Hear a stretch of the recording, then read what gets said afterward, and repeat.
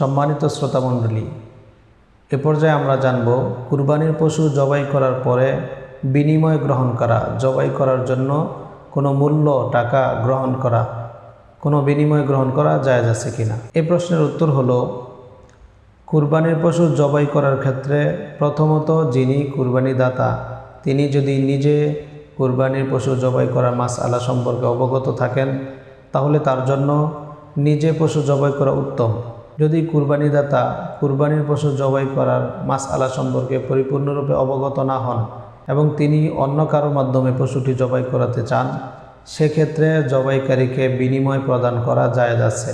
বিনিময় প্রদান করার ক্ষেত্রে জবাইকৃত পশুর গোশতের মাধ্যমে, চামড়ার মাধ্যমে অথবা কোনো অংশের মাধ্যমে বিনিময় প্রদান করা জায়েজ নাই, বরং অন্য কোনো মূল্যের মাধ্যমে তাকে মজুরি প্রদান করা, জবাইয়ের মজুরি প্রদান করা জায়েজ আছে।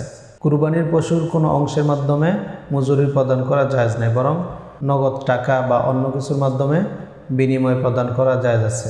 তবে জবাইকারীর জন্য কুরবানির পশু জবাই করে বিনিময় গ্রহণ না করা উত্তম।